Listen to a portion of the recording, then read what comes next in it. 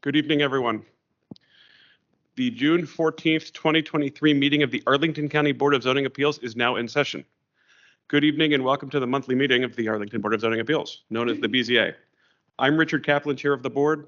The board is made up of 5 citizens appointed by the Circuit Court. In addition to myself, we have Vice Chair Inta Malice, Judy Freshman, Portia Clark, and absent tonight is Lindsay Arthurs. Also present is the professional staff, including Blake Bowen, Board of Zoning Appeals Coordinator, Meg Ryan, BZA Associate Planner, Brett Goldberg, BZA Associate Planner. We thank you for being here and extend a warm welcome.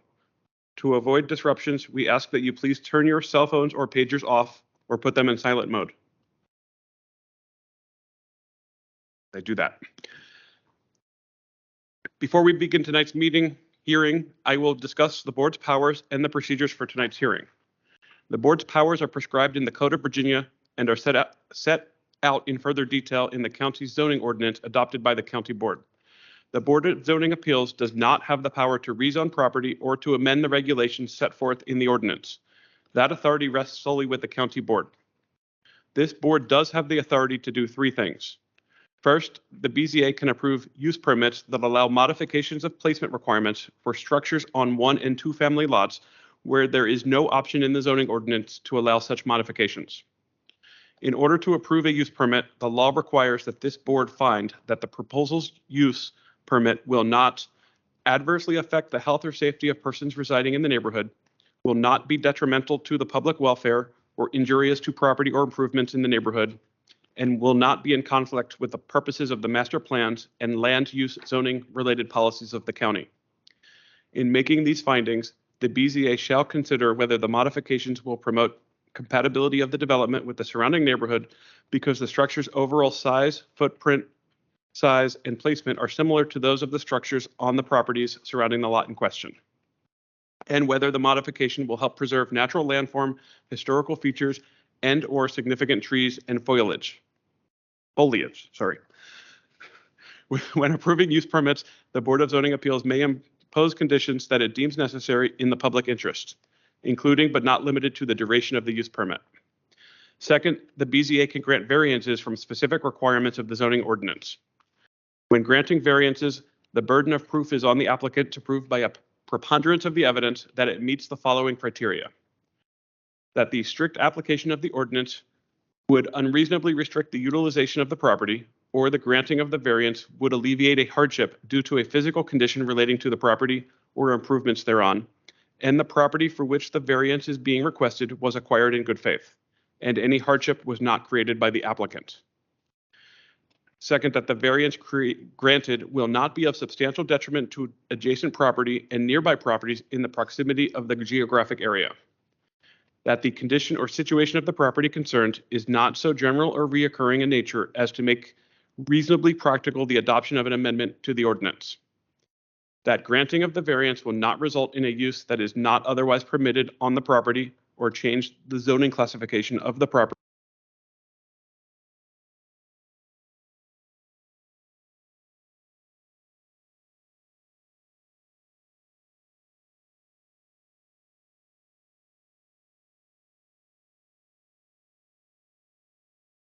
Administrator, the board must use its judgment to determine if the administrator was correct.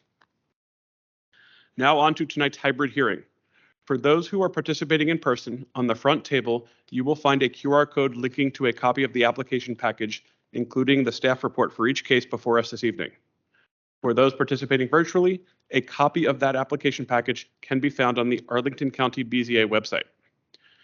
There is also a link in the chat for the application packages.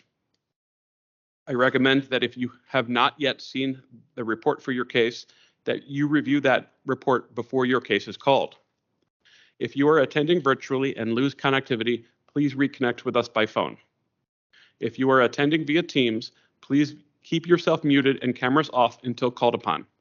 Turn off the sound on any other devices around you to minimize interference.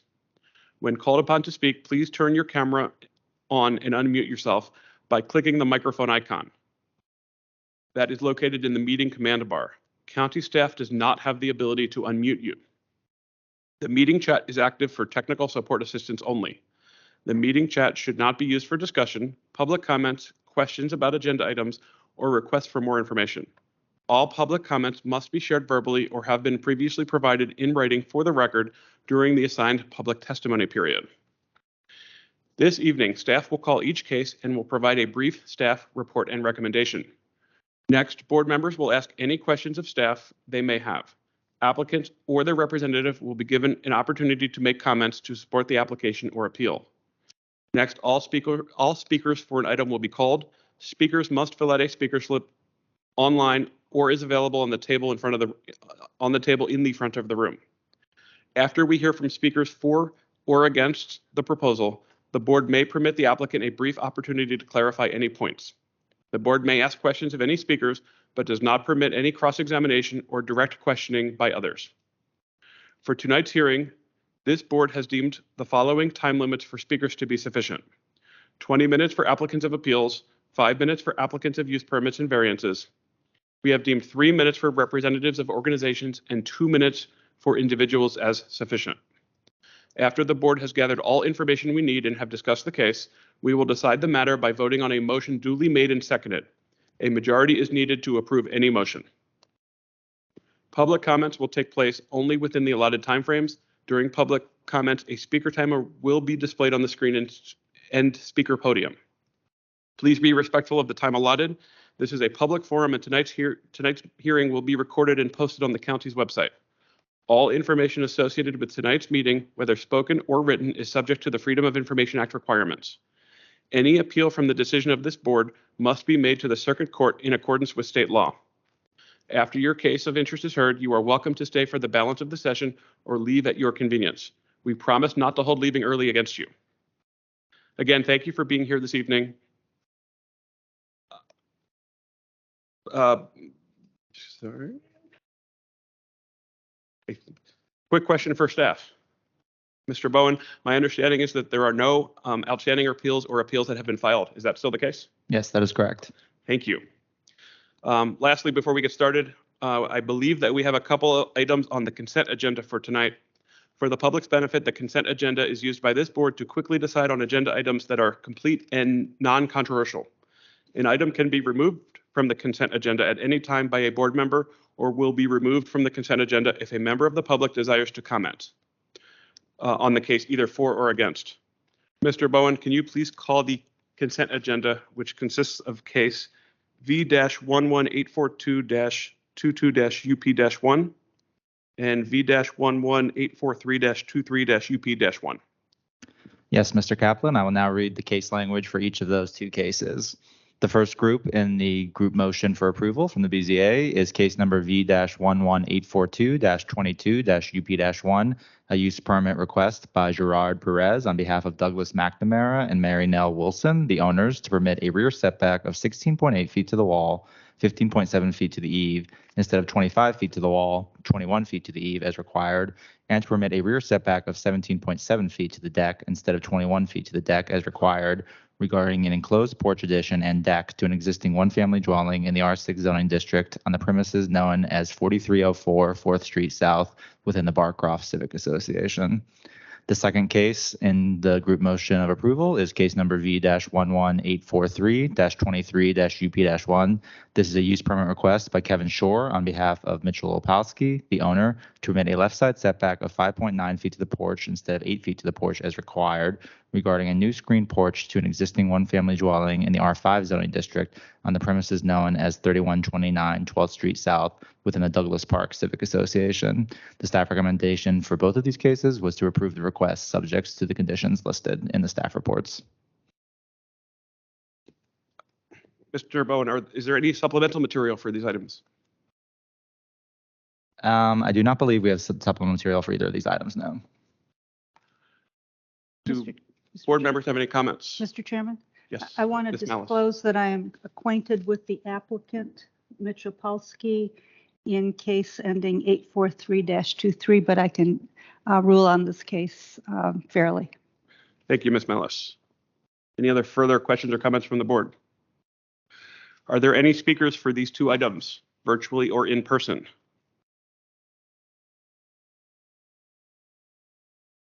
Are there any motions?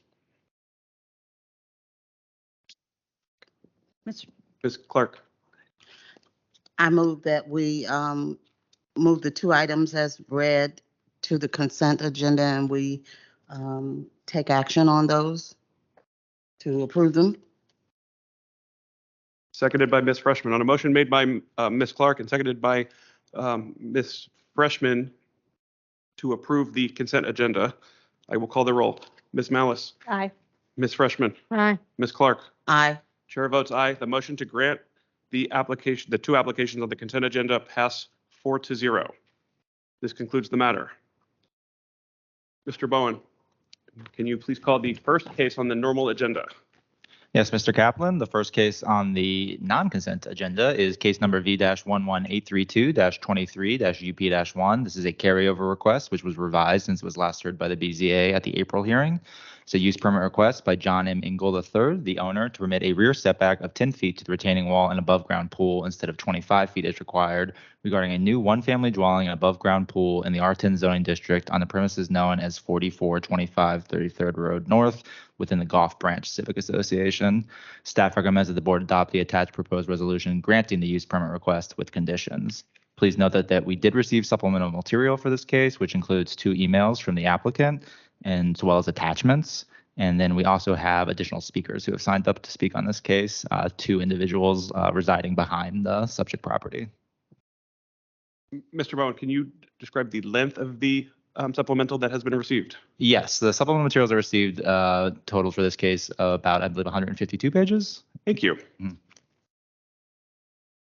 Mhm. Are the applicants with us? I think that it is a fair assessment that this board has not had a chance to adequately review the 150 some pages of supplemental material That we received. that we received today at about noon. That being the case, do you have any thoughts on how to proceed tonight?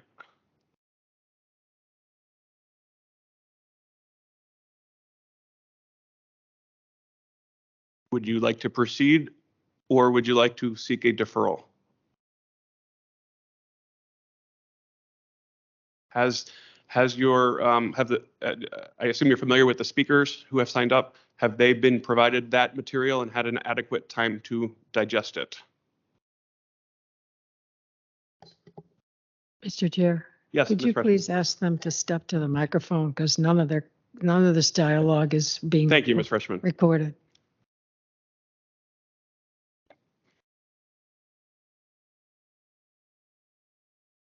So for the record, I think it's a fair assessment that this board has not reviewed the substantial supplemental material.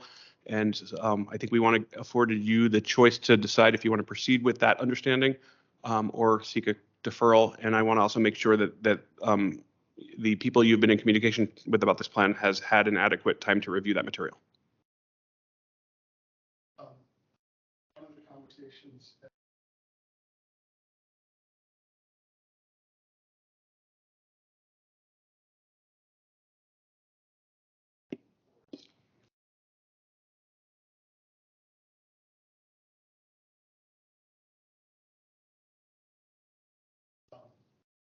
BZA is critical. Obviously important for the entirety of the report.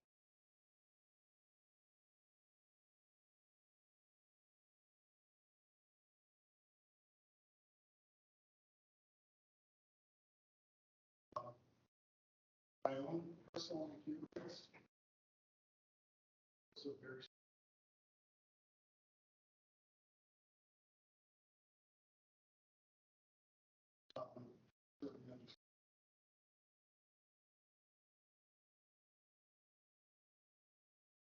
I'm going to ask my colleagues how they feel Just or a if they have any question. questions on this one issue. On the supplemental material, when did you pass it along to staff? Could you raise the podium? We can't hear you. Oh, there's a Raise. There's a button there's a button on you the can raise it side. so that you're actually speaking into the mic Thank you. There you go. and identify yourself. It doesn't sound like, is the mic on? Mm-mm. See, I can hear Justin fine because I'm right in front of him. Okay. Try that. Is this better? Yeah, you can raise it a little bit more even if it goes up.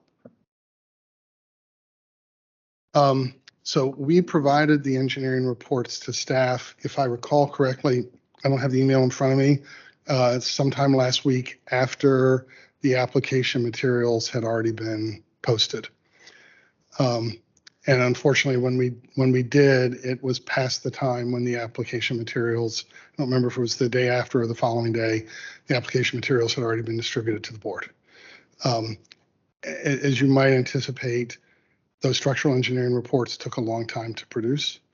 And it took us several days, actually over the weekend, to review them and analyze them and prepare our summary document, the 2.5 pages that we submitted to summarize those.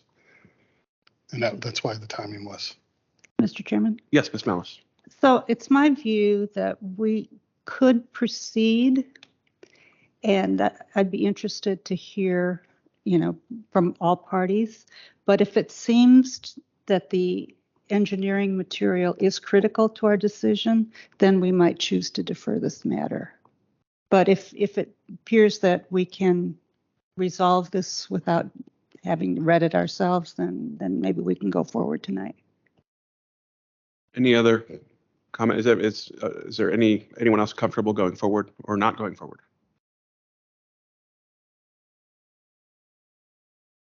That's with the caveat that if we find that it is relevant, that we read it, that.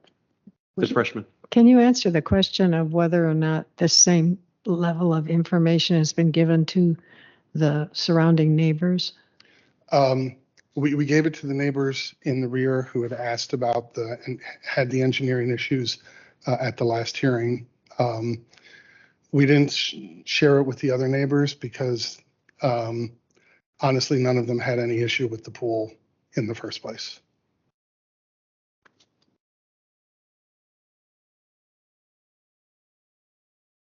I mean, I think for myself, I think I'm comfortable moving forward. I'm a little nervous that the material hasn't been posted, in online for a period of time. But I think we'll hear from the applicant, and my sense is that the report supports the proposal, and if the surrounding neighbors who have not read it support the proposal, then I think that those jive. So I'm comfortable moving forward. Okay. Does the board, now that I skipped, does the board have any comment or questions for staff on this item?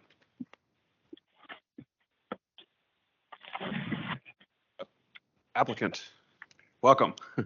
Thank you, Mr. Would you Chairman. like to make your statement? Thank you, Mr. Chairman. My name is John Engel. I'm the applicant. My wife, Ioana Hushiata, is not able to be here tonight because she's overseas with her elderly mother. I am tonight, however, accompanied by our site engineer, Rob Albimuna, and our builder, Panikos Michael. And at the outset, I want to thank the BZA members for your consideration and feedback.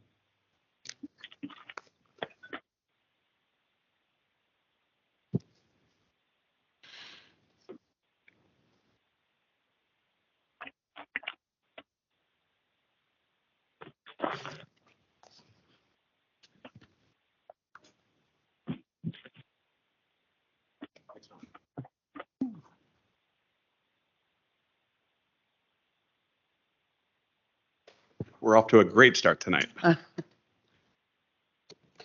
We apologize. Thanks.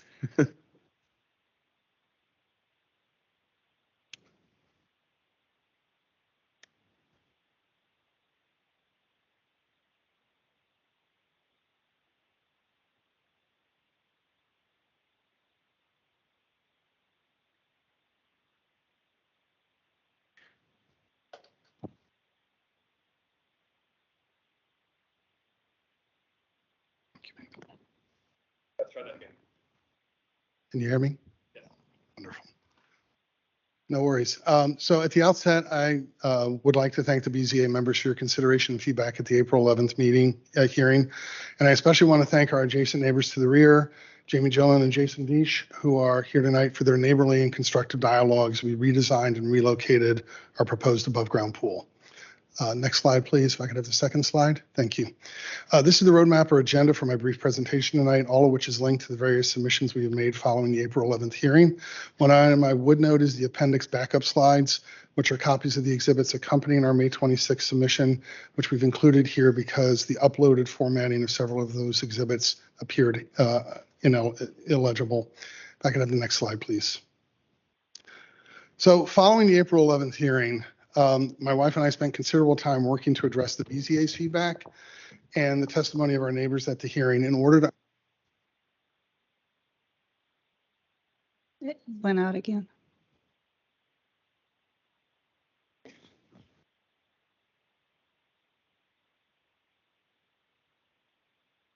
undertake a comprehensive reevaluation of all possible alternatives to the original pool design. We then worked with our team to redesign the pool, reduce its size, and move the pool and its retaining wall closer to our house and thus farther from the rear property line and from our neighbor's home. As noted here on the slide, the redesigned pool is 67.8% exposed above grade and thus is considered an above ground pool.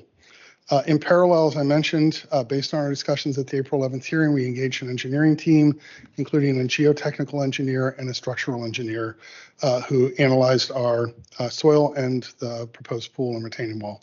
Next slide, please. Actually, it's this slide. My apologies. The redesign of pool.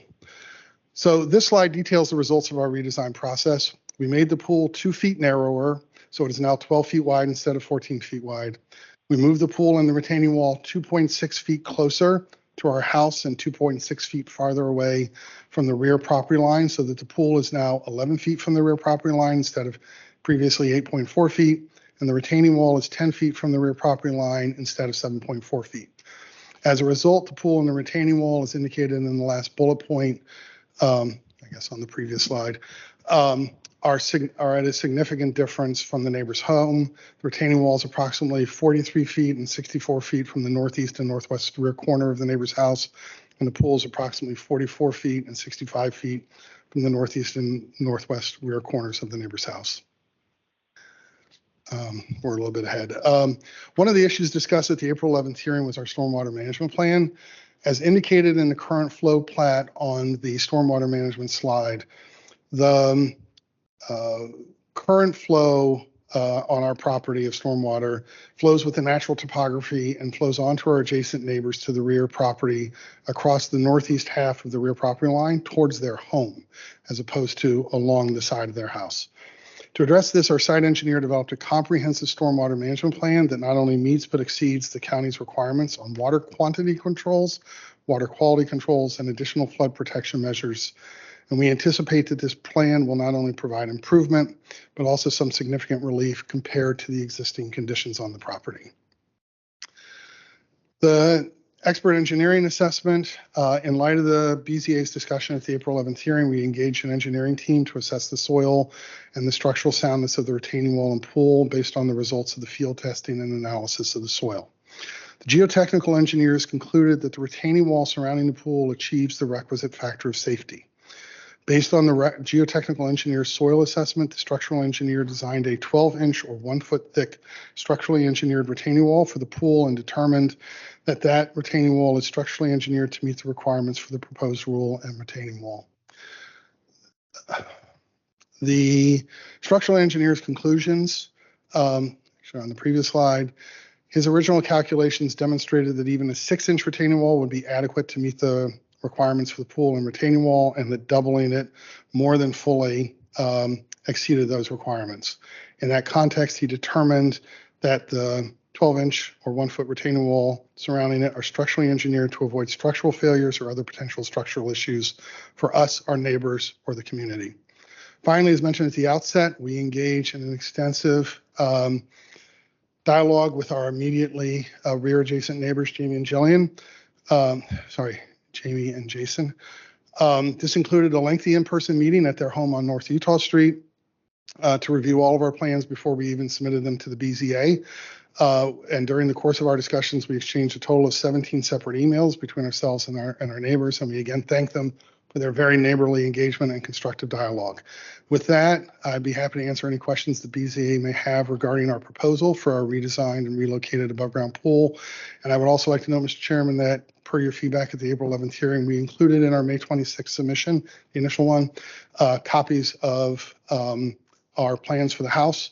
And those are included here in the backup slides as well, copies at slides 35 through 43. With that, thank the BZA members for your consideration of our use permit request.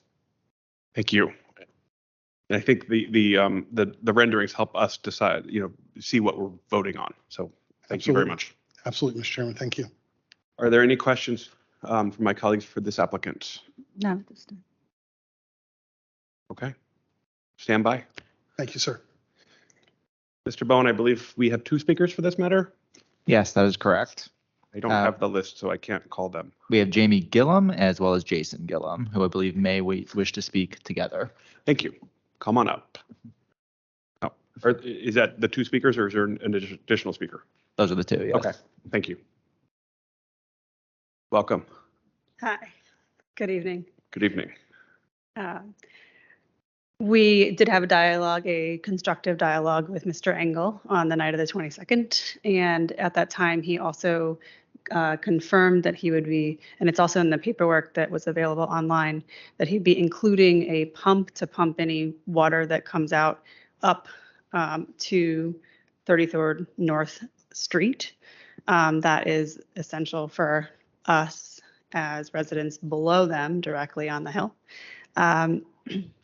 We are curious if that pump and all of the other supplemental material, if that's binding if the zoning board approves this to ensure that we have recourse should the need arise. We've also had emails regarding insurance. Mr. Engel also supplied the, I think, 109-page soil and structural engineering report, which we reviewed as closely as possible, considering that neither of us are soil experts or engineers, though well educated. And as far as we could tell, they were confirming that it was safe in that particular location.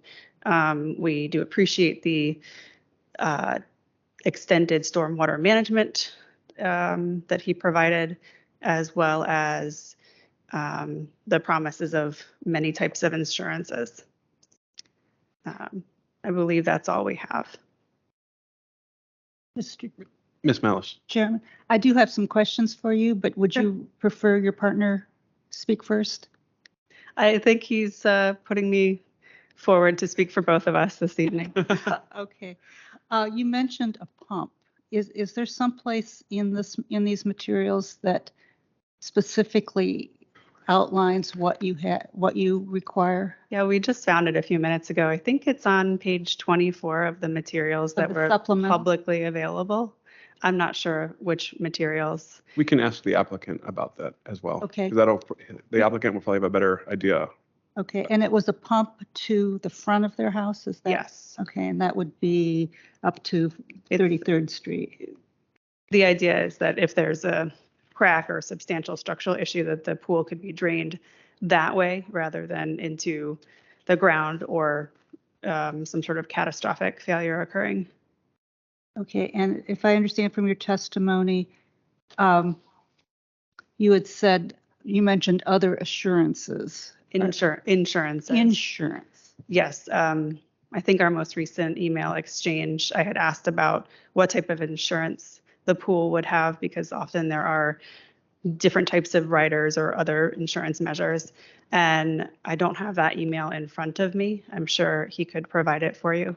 That talked about multiple types of insurances, both in the construction process as well as enduring on the house and the pool, as well as I believe an extra policy to cover things, but I'm quoting from memory. And so from your standpoint, is there something that you specifically want included in this decision as far as insurance goes, or are you satisfied with sort of his explanation of what's going to be? His explanation, and I understand that at this point it's impossible to have specifics regarding insurance, but to ensure that of course, he's covered, but as well as any damage done, should there be catastrophic or less than catastrophic. Okay. That's important to us, Okay. as well as the presence of the pump. Okay. Thank you. Are there any other questions for this applicant? Sorry to put you on the spot. Are you in favor or against this proposal? I mean, that's a complicated question. If I had my druthers, so to speak, I wouldn't have a above ground pool above my house. But I think that this is in the interest of collaboration. This is probably the safest we can feel, considering that the thing is there at all. Thank If you. that helps. That does. Thank you. Clarify our position. Thank you. Mm-hmm. Thank you. Well, if we have any more questions, well, thank you. Thank you. Any other questions before I call the applicant back up for some questions? Can the applicant join us again, Mr. Engel?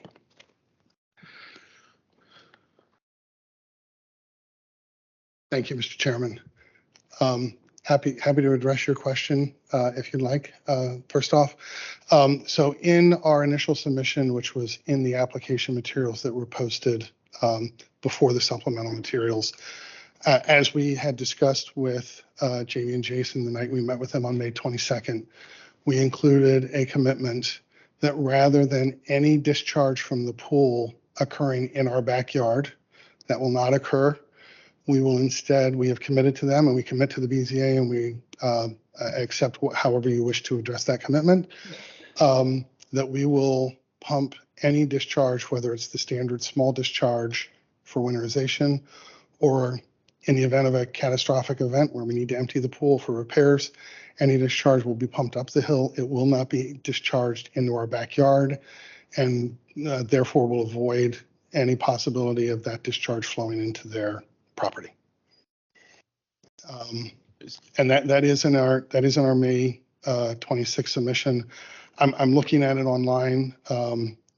I can't find that specific reference, but it is in our May 26th in our write-up of our May 26th submission to the BZA.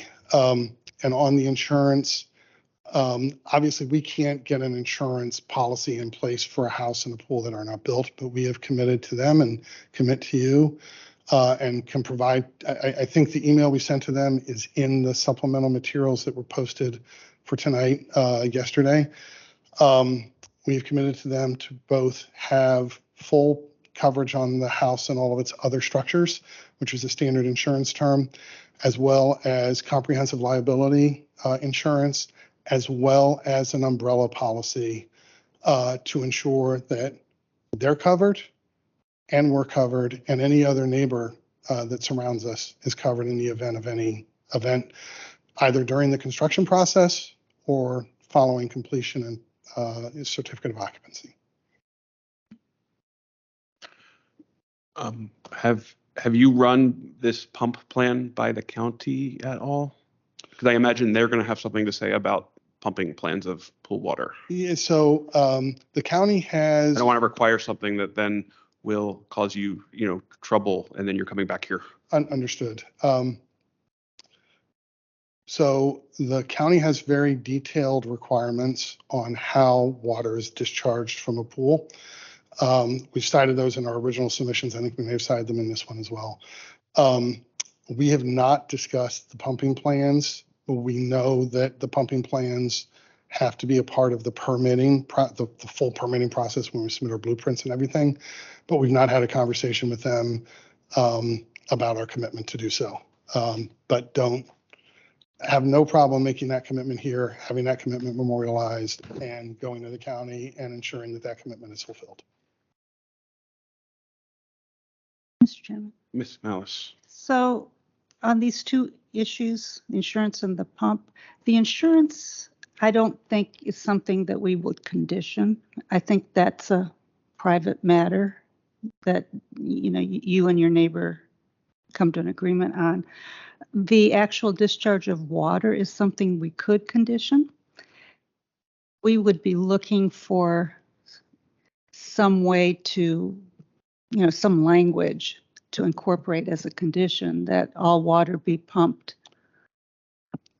And I guess this is a question for staff. Is it sufficient that the conditions simply say that all water will be pumped up to 33rd Street? From our perspective, that's not a zone use or land use matter, so I would feel kind of out of sorts advising on how that condition should be written. It's probably a requirement overseen by Department of Environmental Services. Right. That's one I feel like we ought to document. So I guess it's up to us to. Absolutely. And I did find the reference in our submission, in our May 26th submission. It's on the second page of our write-up. I don't know where that fits in the online version. Page 24. Okay.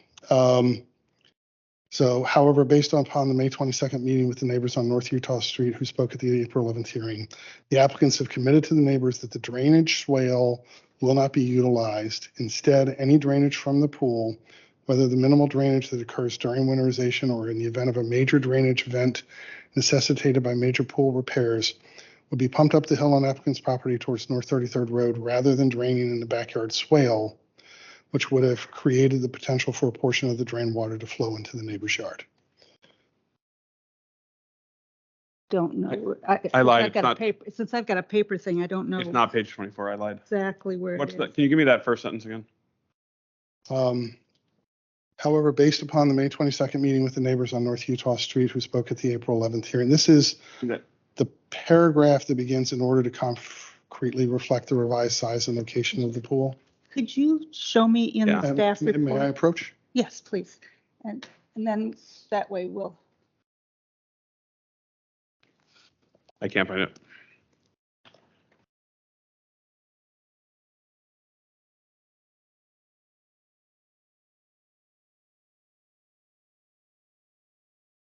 I see. Okay. All right, thank you. Oops. I think it was page 24, actually. So it is it follows this page. Yeah, it's on page. It's at the bottom of the big paragraph at the bottom of page 24. That's correct. Right, and it's in the document titled Use Permit Request Initial Supplement Submission Package. Right, that's a lot of language we don't have to include all that language, but we can certainly reference the language. I mean, I think language, the discharge, out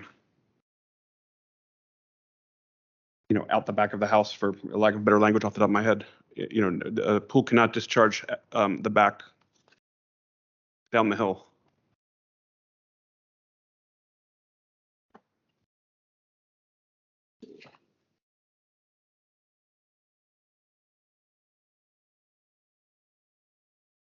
So it says would be pumped uphill on the applicant's property towards 33rd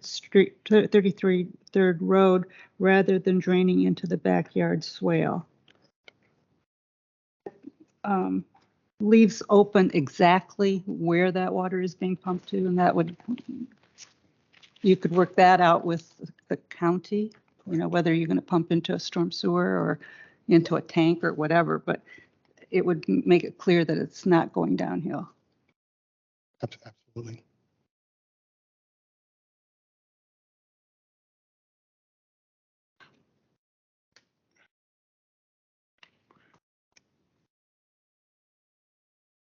Is there anything further for discussion with the board?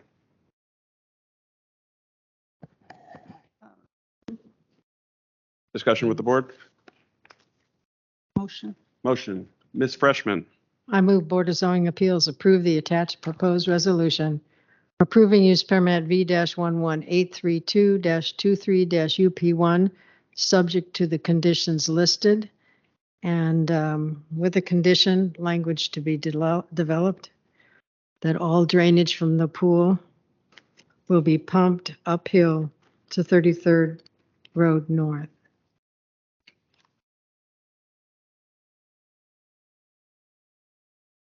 I'll second it. Wait, hold on one second. Let me just bring up the motion real quick. Mr. Chairman, Ms. Malice, I seek unanimous consent to modify the last condition to read any discharge from the pool would be pumped up the hill on the applicant's property towards North 33rd Street rather than draining in the backyard swale. Unanimous Agreed. consent, no objection. no objection. So I would just check with the neighbor to see if that, get a head nod if that's sufficient. Hold on, the applicant is on his way up. No, not the applicant, Oh, the does that neighbor. condition meet your concern as it was stated by Ms. Malice? Regarding the pump. You need to come forward.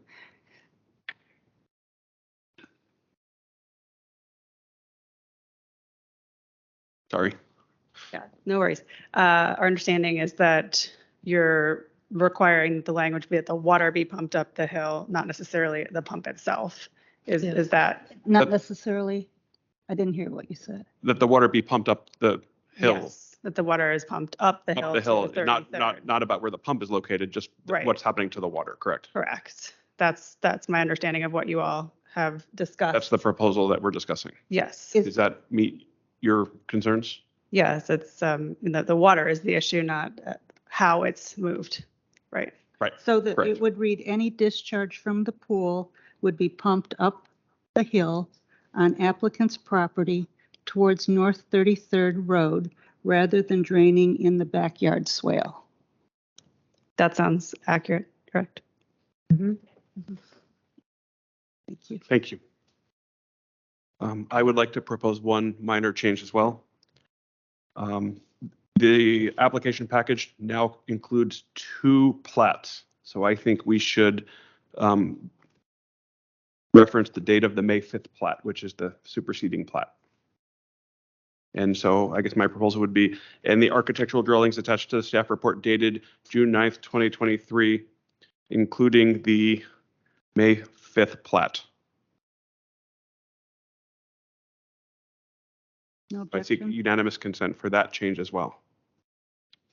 So, yes, staff report dated June 9th.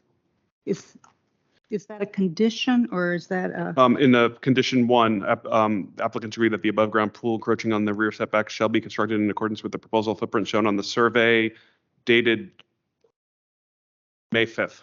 okay. I like that 23. better.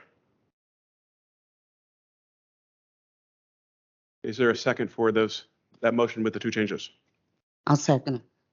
And a motion made by Ms. Freshman and seconded by Ms. Clark. Is there any further discussion? As amended.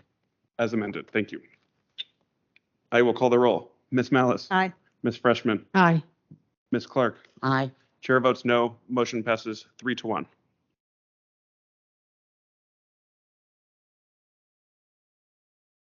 Mr. Bowen, can you please call the next case? Good- Mr. good Kaplan, project. before we call next case, can we take a 5-minute recess? We're experiencing some tech issues with the smart board. You might have heard some feedback as well. We're going to try to resolve that. Sorry, everyone. 5-minute recess. I think they're having trouble with the presentation equipment.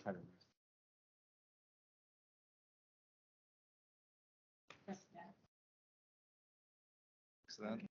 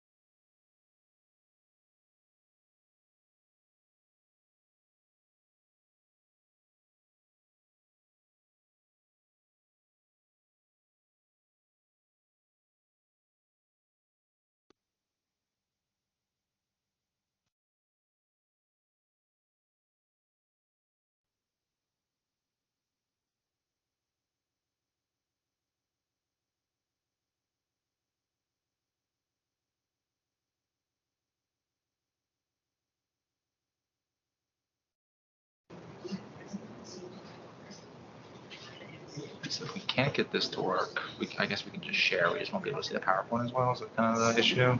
Yeah, because whatever he shares on his screen is what we can see. It's not coming up as its own.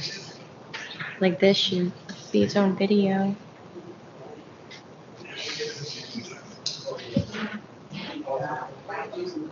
Some setup, speakers, we need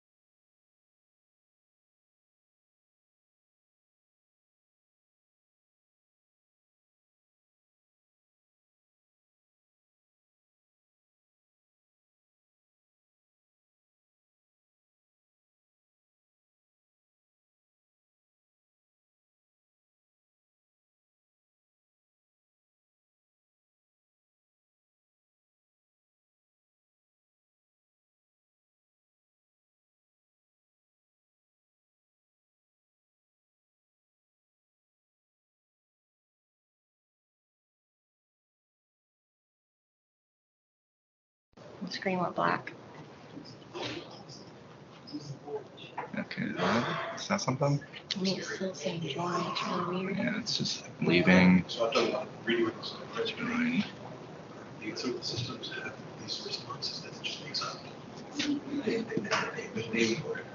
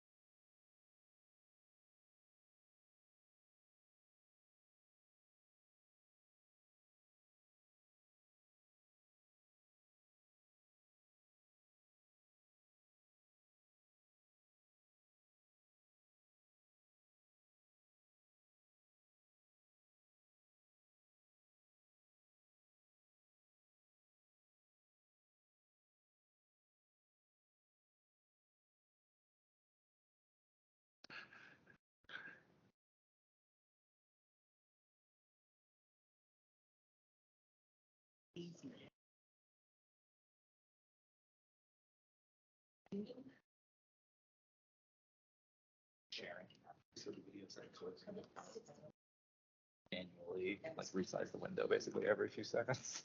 For the online people. Are we ready? Mr. Bowen? Are we ready? Yes, we can proceed. Apologies, everyone. Apparently, we have some technical difficulties, but I think they are resolved.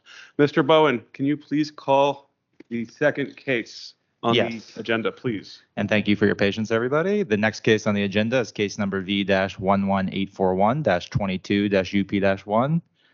This is a use permit request by Peter Ryan on behalf of Daniel Turton and Bree Rom, the owners, to permit a right side setback of 6.4 feet to the outdoor kitchen and 5.6 feet to the outdoor fireplace instead of 8 feet as required, and to permit a rear setback of 21 feet to the outdoor kitchen and 0.4 feet to the outdoor fireplace instead of 25 feet as required, regarding after-the-fact approval for an outdoor kitchen and fireplace to an existing one-family dwelling in the R5 zoning district on the premises known as 1400 North Hartford Street within the Lion Village Civic Association. Staff recommends that the board adopt the attached proposed resolution granting the use permit request with the conditions listed, and we do not have any additional speakers for this case, nor have we received supplemental materials. Are there any questions of the board for staff regarding this item?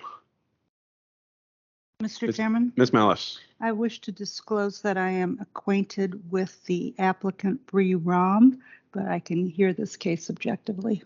Thank you. Are there any questions for staff? Is the applicant with us? I assume I see the applicant. Mr. Ron? On the screen, yes. Yes, this is Peter Ryan. You're muted, sir. Can you unmute yourself? Thought I was unmuted. Can you hear me? Sir, you're muted. I can't hear you.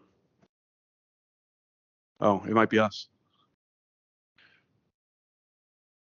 1 second.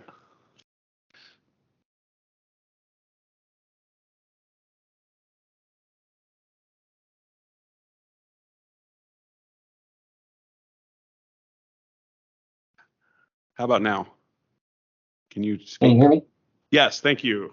Sorry about that. You were the computer was apparently muted. I think we were resolved. I just wanted to thank the board here for hearing this case. I'm sorry, can you state your name and that you're the applicant for the record?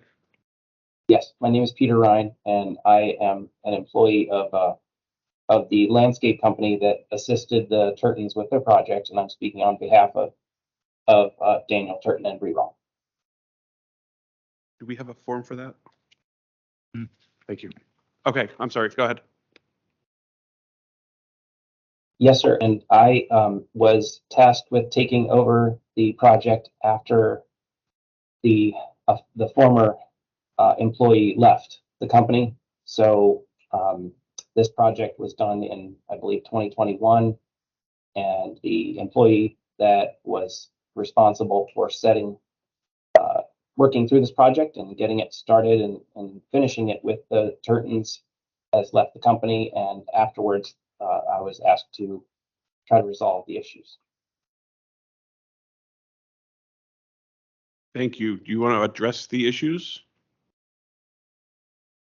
Yes, to me, that what it appears the core issue is that there is a chimney that is very close to a rear lot line, and the original intent for that chimney or that outdoor fireplace was that it would be a wood burning fireplace, and it is very close to a fence and also the neighbor's garage behind the fireplace.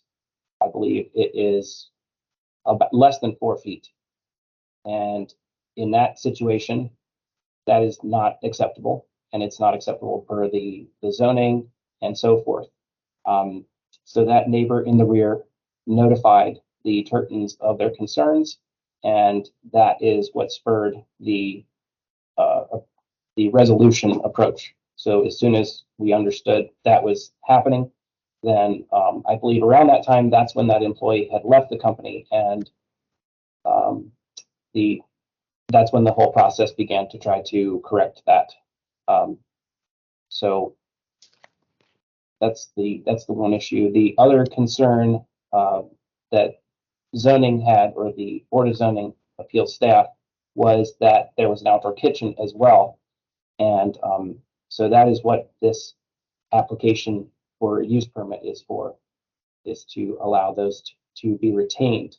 The most important thing here, though, to back up, is the fireplace. And the proposed resolution that we have for the outdoor fireplace is that it be converted to a ventless gas log insert fireplace, which would eliminate any potential spark hazard that a normal wood burning fireplace would create. It would essentially make it totally safe. They are often installed within homes in areas like basements where there is no other supplemental ventilation. And a chimney, for example, is not required for a ventless gas log insert because they burn approximately 99% of the fuel. Thank you. Are there any questions of this applicant's representative? Ms. Malice. Could you clarify, is it yet to be converted or has it been converted? It has not been converted yet. The homeowner has also not used it for any purpose at all. So it has been stagnant for almost 2 years right now, and they've been extremely patient as we've been trying to work through this. All right, I just note that there's nothing in the conditions about it. You know, it's all location. It has nothing to do with fuel or anything like that. So if we're interested in this, we might have to note that someplace. I would agree with that. Any questions or comments for this applicant's representative? I have a question for staff. Mr. Bowen, I assume that this is the case where this applicant did not get a permit and then a neighbor complained. Is that accurate? I believe that is how it came to the BZA, yes. So there was no permitting for any of it? It might be a situation where certain types of projects that are under a certain square footage, and this is not an enclosed structure, does not technically require a permit, but still is subject to zoning requirements. So there are certain processes that have been put into place recently, but as of 2 years ago when this project started, I don't believe those processes were in place yet. I mean, I would imagine that an outdoor fireplace and kitchen would probably need a permit. Certainly, I think for the gas and electrical, yeah. Not necessarily like a building for a structure though, but yeah, a trade permit for sure. Right. I mean, there's got to be requirements. And then my question. I don't know if this is a question. It's more opposed to my puzzlement of, one of our analysis is compatibility with the neighborhood, and I find that we have a lot of information here about setback compatibility, but nothing about what the actual object is, right? Like in the last case, we had a pool. In this case, we have a chimney fireplace contraption, and I guess that's my concern with this case, is that we're approving the placement of a outdoor fireplace 6 inches from the property line, and I'm 0.4 feet to be more precise. And I'm having trouble judging compatibility to the other items that are in the staff report. A rear addition building wall, AC unit, building wall. Mr. Chairman, Ms. Freshman. I have a question for Mr. Ryan. Is it typical when you do a project like this, your company does a project like this? And I'm thinking of this kind of a construction, or you may not do fences, but that also comes to mind. If part of your contract includes building permits, or do you not pay any attention to that? And do you expect the homeowner to find out what is permitted before something is installed? The employee or the project manager is responsible to seek out any necessary permits. Sometimes the homeowner will obtain the permits that are necessary for themselves, and sometimes they will employ us to do the same. So, but it is not a habit of ours to build work. We've been in business for 75 years, and this is not a habit of ours to do things like this. And so we're doing everything we can to try to resolve this, because it's not acceptable. Are Thank you. Are permits typically required for an outdoor fireplace like this? Yes, I recently managed a project where we installed an outdoor fireplace in Fairfax County, and I obtained the basic permit. It is typically just a building permit. There's not any other review that is typically done. As Blake pointed out, the distances to flammable structures is a zoning regulation that we are mindful of. But in my case, in this other example, I obtained a building permit, and I had to obtain several other permits because of the location of that fireplace. But this would have had a building permit typically, and I believe that would be it.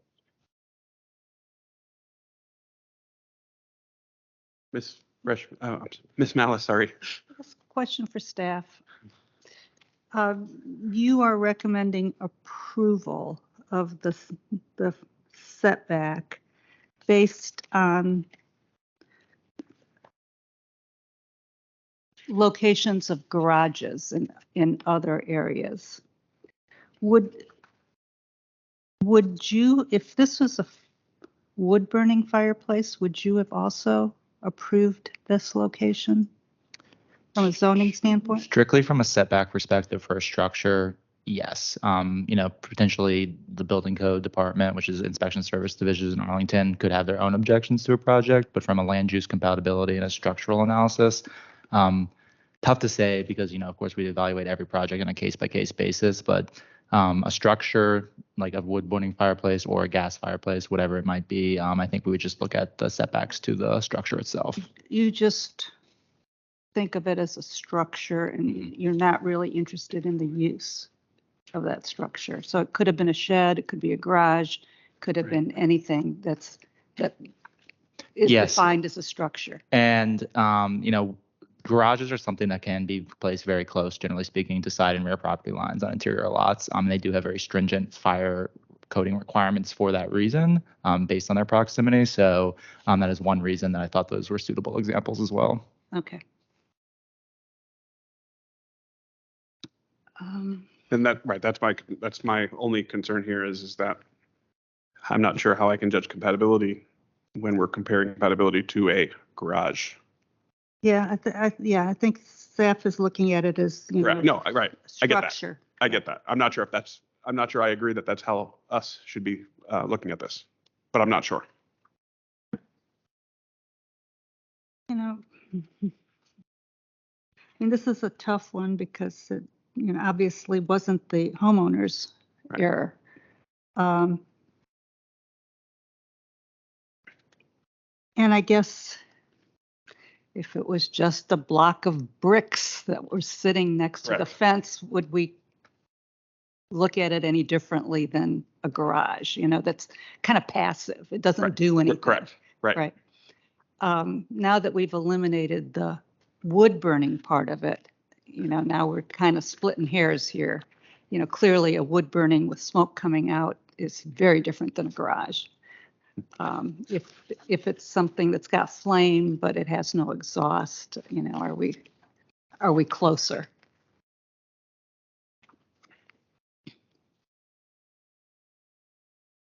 And we do, I'm trying to catch up on not all of the feedback forms are addressed. Do we have any speakers? We have no speakers, correct? Yeah, that's correct. We have no speakers signed up to speak on this case. So we have information that people were concerned about it. Maybe can I ask the applicant, Mr. Chairman, are you aware of sort of any contact with the rear neighbors subsequent to their complaint about the fireplace? Absolutely. So all surrounding neighbors have sent emails of support in subsequent to I should say, the plan to change it to a gas fireplace. Even the neighbor who is directly behind, who made the initial complaint. So they've all expressed full support. There was one email that staff pointed out where there was concern expressed, but it was simply, to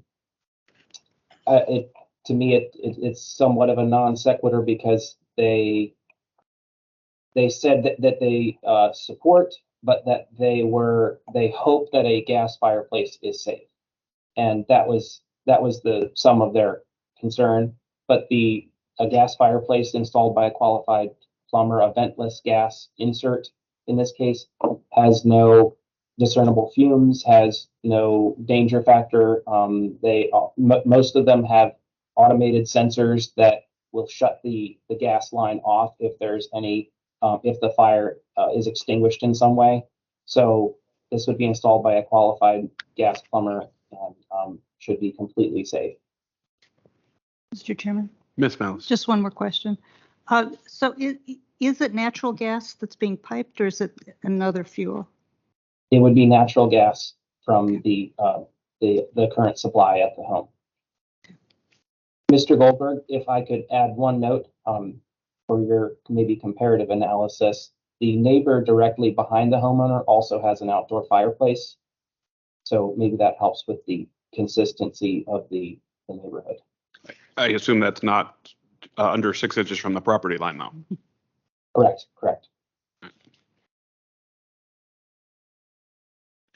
Discussion with the board, if there are no further questions of the applicant. Ms. Freshman. I think this is a case akin to construction error. I would fault the homeowners for not doing their own diligence and assuming that the company, which is a well-established and reputable company, would take care of whatever was necessary. But it just, to anyone within the sound of my voice, if you're going to make any kind of an investment in your property, you ought to take that burden on yourself, if for no other reason, just to double check whatever it is you're paying a consultant to do. That being said, I think that converting to gas is an obvious solution, and so I'm prepared to make a motion. Before you do that, can we address Ms. Malice's fuel concern on the conditions? Oh, yeah. Should we add a condition on that we're approving this as in its natural gas form? Okay. I seek unanimous consent. There's no motion on the table yet. Oh, there's not? I just thought we could address it before we make a motion. Okay. Yes, I would add a condition that the fireplace fuel be natural gas. Can it be plainer than that? I think that is good.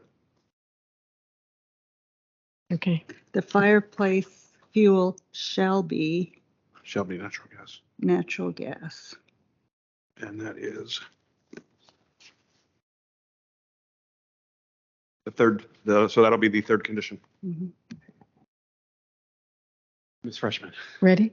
Yes, so thank you. I move the Board of Zoning Appeals adopt the attached proposed resolution approving use permit V-11841-22-UP1, subject to the conditions listed and with the additional condition that the outdoor fireplace will be fueled by natural gas.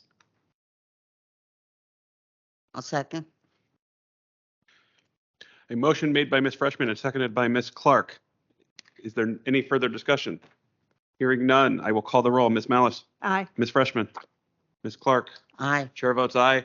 The motion to grant this use permit with additional condition passes 4-0. Mr. Bowen, can you call the fifth case? That concludes your case. That concludes your case. Enjoy your fireplace. I hope you get to use it after all these years. Thank you.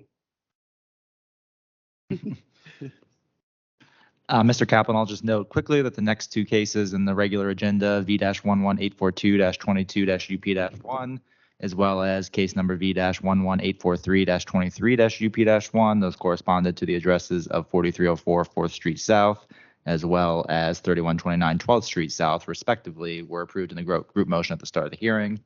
And the following case to that is case number V-11844-23-UP-1. This is a use permit request by Christopher and Julia Spadoni, the owners, to permit a left side setback of 1.3 feet to the carport instead of 8 feet to the carport as required, regarding a new detached carport to an existing one-family dwelling in the R6 zoning district on the premises known as 2201 South Dinwiddie Street. Staff recommends that the board adopt the attached proposed resolution granting the use permit request with conditions.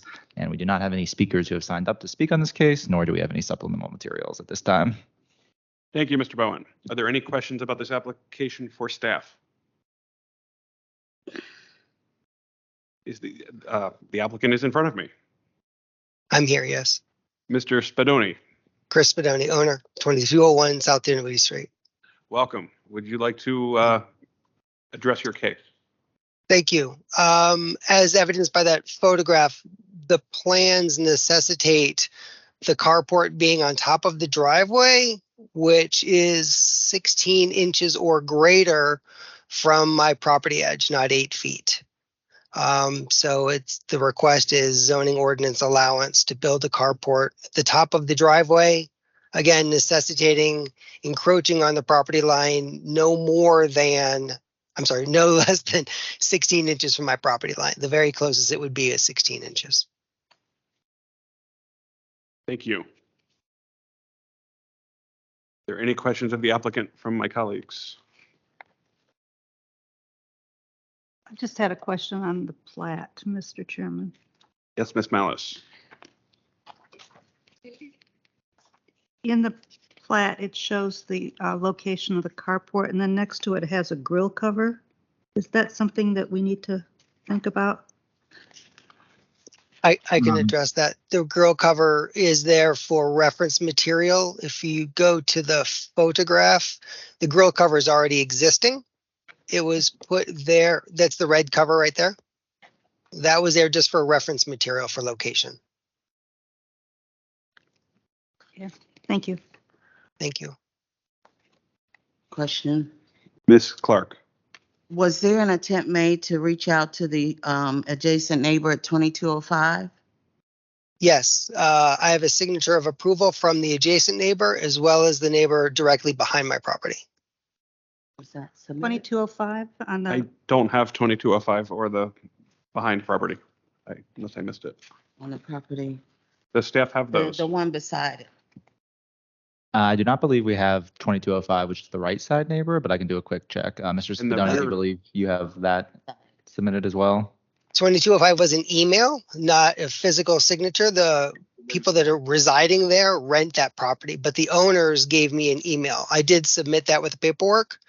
The adjacent property 2121, or that's the property just to the left. They've signed, as well as the Culpeper Street behind me. 2205 has approved, but I gave you all an email from them. I will look for that now. Thank you. Thank you.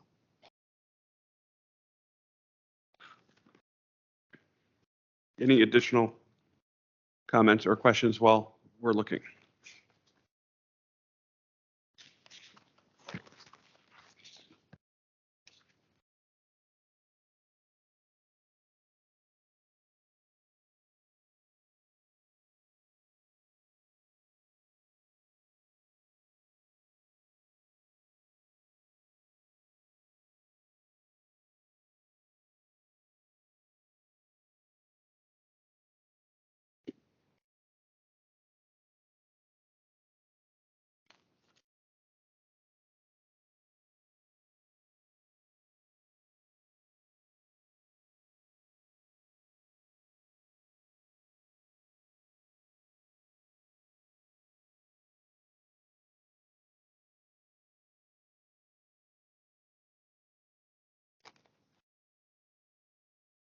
If it's helpful, the email was pasted into the statement of justification of use permit PDF that I submitted.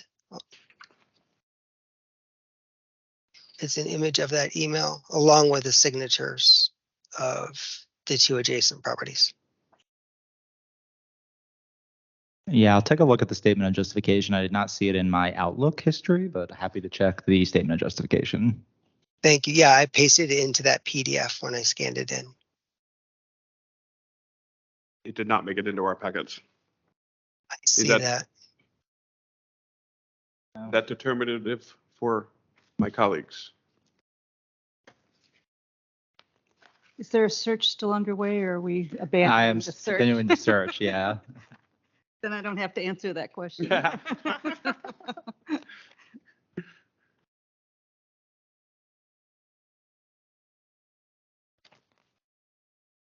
Are you at a laptop right now? You must be. Can you just? I forward- am. I can share my screen. That's the document right there. I can also forward the actual email that I pasted into there if that's easier as well. I just need to know an address. Can't read it, but I do see it. I trust it. I trust it. I'm good. Yeah, I'm sorry to say I don't think I saw that document. Mr. Bowen, for my own personal knowledge here, can you briefly tell me how this rule intersects with the 1 foot accessory dwelling rule? Right, if this were a garage that were 1 foot from the line, could that be built?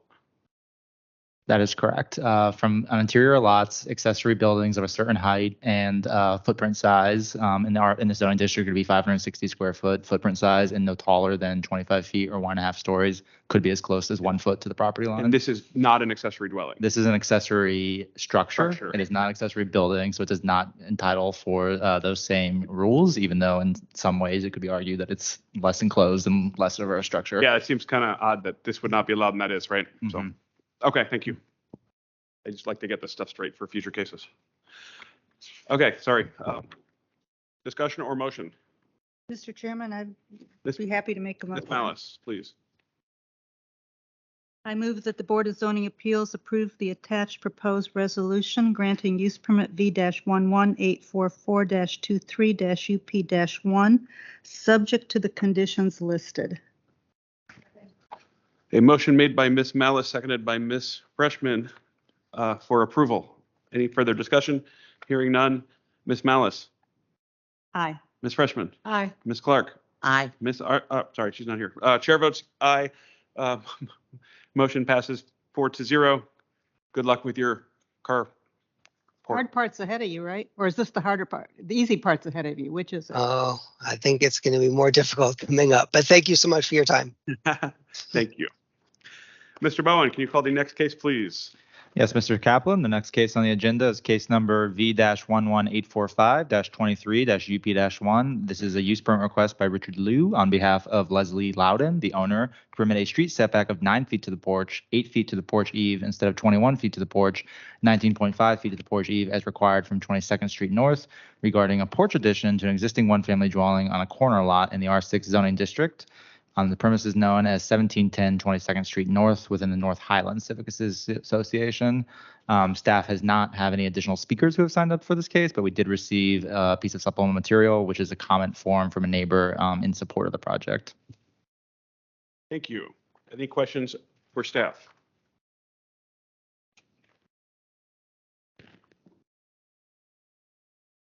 Is the applicant with us? Come on up.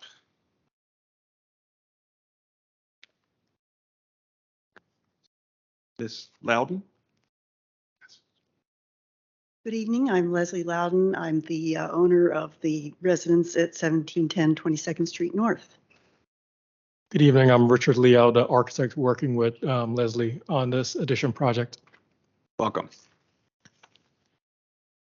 Yes, the house originally had a front porch on it, and it has always seemed to me that it looked kind of bare without one. Mm-hmm. And I was able to actually do some research to verify that there was a record in the county of the porch having originally been there, as well as my former next door neighbor who had lived there for 70 years, who gave me actually a description of what it looked like. And so this is our proposal for recreating a facsimile of the porch that was originally on the house.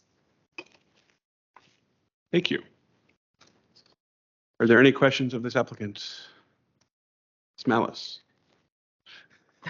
I just breathe. See?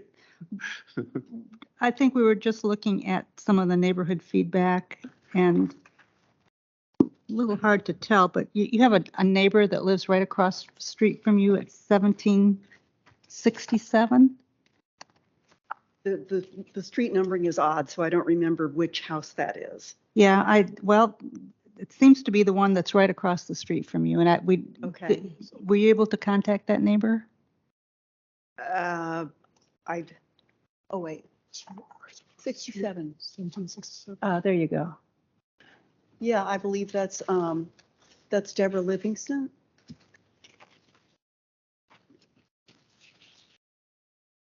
And I have a signed letter from her.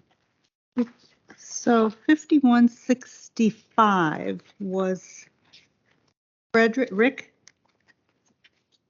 Tartagalio, and he's the one that mentioned the color of the porch, and you responded to that. I see that. But I don't see 67, which would have been, I think, the one right next to him. Okay. Oh, yeah, there were a couple of neighbors that didn't respond.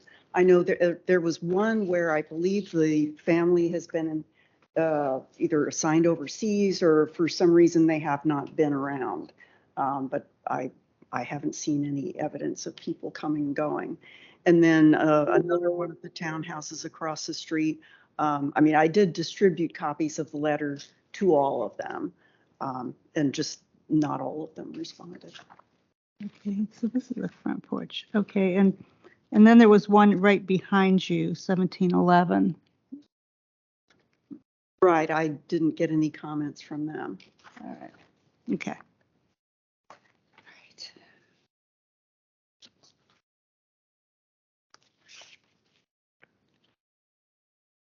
Discussion with the board. Motion. Oh, yes. Go for it. I move the Board of Zoning Appeals adopt the attached proposed resolution approving use permit V-11845-23-UP1 subject to conditions listed. I'll second. Motion made by Ms. Freshman, seconded by Ms. Clark for approval. Hearing no further discussion, I will call the roll. Ms. Malice. Aye. Ms. Freshman. Aye. Ms. Clark. Aye. Chair votes aye. Motion to approve passes 4-0. Thank you so much for your time. We really appreciate it. Thank you. Good luck. Enjoy your porch. I really, I enjoyed the, historical rendering. I Oh, found that really interesting. Thank you. Thank you. Mr. Bowen, next case, please. Yes, Mr. Kaplan, the next case on the agenda is case number V-11846-23-VA-1. This is a variance request by Highland Street LLC on behalf of Scott Wetzel and Jane Eisenbauer, the owners, to permit a street setback of 16.5 feet to the wall and eave instead of 25 feet to the wall, 21 feet to the eave as required from 2nd Street South, and to permit a new addition which exceeds 50% of the total aggregate floor area contained in an existing building on a non-conforming lot in the RA 818 zoning district regarding a new rear addition to an existing semi-detached dwelling on a corner lot in the RA 818 zoning district on the premises known as 200 South Courthouse Road within the Penrose Civic Association. Staff recommends that the board adopt the attached proposed resolution approving the variance request with conditions. Please note that there is supplemental material for this case that came in after the application packets were assembled and printed. This includes a BZA comment form in opposition to the project from a resident named Chris Kozler, who's a neighbor to the southeast of the property, about 755 feet away. Mr. Bowen, are there any speakers signed up for this? There are no speakers who have signed up for this case, no. Questions or comments for staff? Mr. Chairman? Yes, Ms. Malice. All right, so I'm looking at the plat, the variance plat, and they're building directly behind it a 2-story addition, correct? And coverage on this, allowed coverage is 56%, correct? Because it's RA 818. If this was anything else, that house would be way over coverage. So I'm not really getting, I'm not getting why this is a good idea. It seems like it's almost a technicality that because it's in an RR18 district, it qualifies for a coverage that's far greater than we would allow on a single family lot. The coverage, as a clarification, the coverage would be capped at 56% for all 2-family dwellings, regardless of the zoning district. So if it was in an R5, R6, one of the more single-family zoning districts, it would still be capped at 56% based on the use rather than the zone.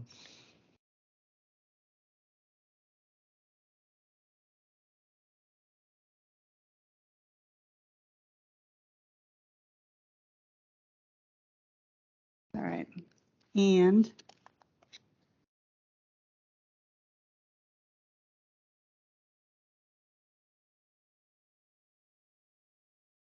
so that brings us to the 50% aggregate floor area. That is kind of a perennial issue on R27s that now is popping up on this district. And that's why we're here. So because I was reading the comments from the neighbor that has a concern, and there's certainly not unusual, concerns about stormwater, tree canopy. The facade, I'm not sure I can address the facade one, but stormwater and tree canopy is a common concern. Thank you. Thank you, Ms. Malice. Any other further questions for staff? I have one, but I'm formulating it. So in the meantime, is the applicant with us? Thank you. Yes. Ella Bacher, or Miss Ella Bacher? Eyerbach, sorry. I tried.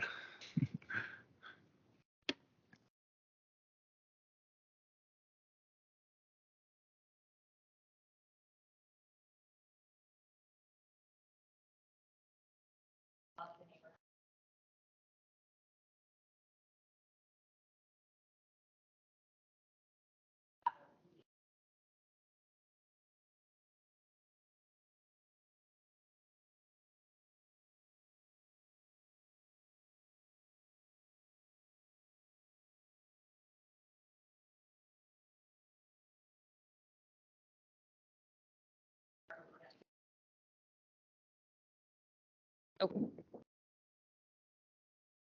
Sorry, I think the microphone wasn't on. Are happy to take any questions from the board, but you know, in general, just looking to expand our home to make it livable for us and our family as we continue to stay in Arlington.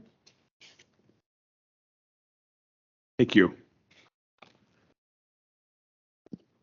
Any questions for the applicant? Mr. Chairman, Ms. Malice? do you know the neighbor, are you aware of the neighbor comment that came into us? No, admittedly, we were not. I'd like to share it with you so that you are aware of it. Maybe you want to take a moment to read it.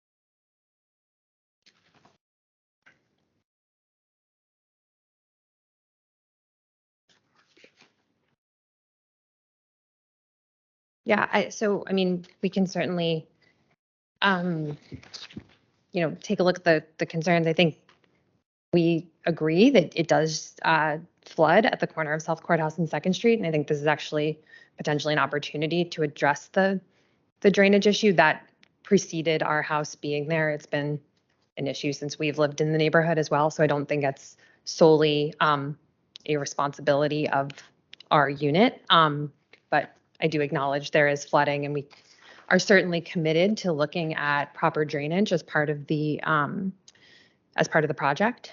The commenter also notes the trees on the property. We agree the trees on the property are very important, and that's something that we are very committed to. They are right at the edge of the property, the rear property line, if I know correctly, the ones that he's referring to. We have trees that like literally abut the fence at the back of our property. We are not planning to build all the way to the property line, nor is that, would that be permitted by you all or the zoning ordinances?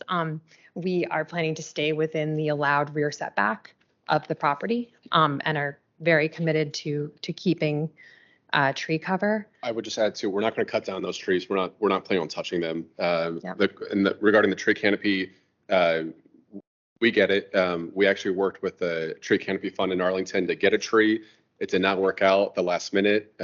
We thought we were approved for the placement in our side yard, but it didn't happen. But we are planning to plant more trees on our property. Yeah, and in terms of facade, I guess I'm not entirely sure what the commenter wants in terms of matching the facade. I think it is likely challenging to build a brick facade on this size addition, and I think in fact it actually would not match and might look worse than potentially considering another option, since any new brick would not match brick from the 30s. You know, I think this one is one, again, like we certainly understand it's going to look different. I think it's not inconsistent with the neighborhood, where there are additions that have been built onto the duplexes in the Penrose neighborhood, as well as, you know, a variety of other homes in Penrose. It's actually, I think, a great example of missing middle in Arlington because we have a wide variety of housing stock within the neighborhood. Thank you. Mr. Bowen? Well, Yes, Mr. colleagues Kaplan. seem to be pondering. For under hardship, you open that paragraph saying the granting of this variance will alleviate a hardship relating to both the physical condition, ... What is the hardship relating to the physical condition of this property? Sorry, can you repeat that last sentence? What is the hardship that you're referencing in relation to the physical condition of the property? I think there's several factors that make this property difficult to be developed by right. Partially, the lot is undersized in terms of its area. I would say a big hardship here for this applicant is that with a lot width of approximately 35 feet, addition, and the house itself could only really be 10 feet wide without some sort of relief being required from the BZA. 10 feet wide does not seem like a very livable with house in general, I would say. So it's very likely that the applicants would need some sort of setback relief regardless for anything they built. And being in the RA 818 zoning district, a variance is the only opportunity to get a setback modification, as well as the square footage exception they're seeking, based on the existing floor area of the house, which preceded their acquisition, and also preceded the addition of that regulation to the zoning ordinance in 1950, since the house was built prior to that. Right. No, I get that one. What I'm sure that it is in here, and I probably just missed it. What is the average width? If this one is 35 feet, what is the average width of this lot? And I don't believe we did analysis That of might the be other a lots bad in the question. area. But right, so if you're citing that to me as a hardship, what, why is that a hardship? In part, just based on the fact that any house wider than 10 feet wide would require a setback reduction on a corner lot. Right. No, but if is every lot, or this is more of a rhetorical question, but if every lot is 35 feet wide in that area, then it's not so much a hardship as it is every lot is a hardship. On a corner lot, especially, though, the street On a corner setbacks lot, gotcha. are Okay, difficult. thank you. Yeah. Yeah, that's what I wanted to hear. Thank you. Gotcha.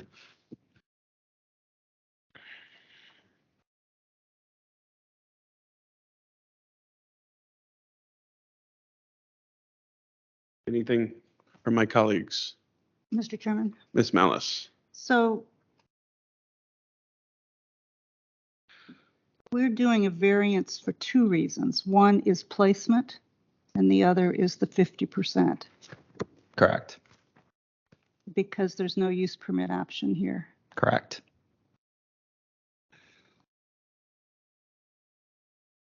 I'm not going to support the application. I don't know how my colleagues feel about it, but this is nothing to do with your specific, but the 50% requirement is a requirement that is ubiquitous for a lot of lots. And so it's something that the county board could change. And one of our requirements, in my view, is that it be something that the county board would find it difficult to do to change this. So I look at the zoning ordinance as what the county board desired, and we have to have a good reason to do differently. We have to understand, and the criteria that the state of Virginia gives us is that this is a one-off, that this is very unusual. And in my view, it's really not unusual. So that's strictly on the 50% part of it. I think my colleagues may view it differently than I do, but that's where I'm at.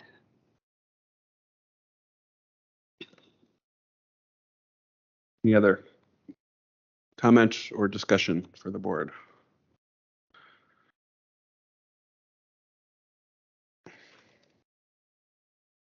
I'm formulating in my head, so if anyone else wants to jump in for a second.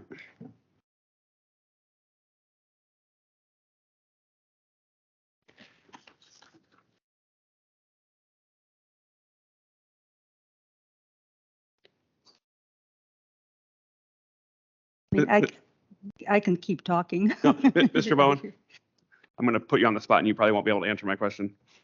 The existing main building footprint is 541.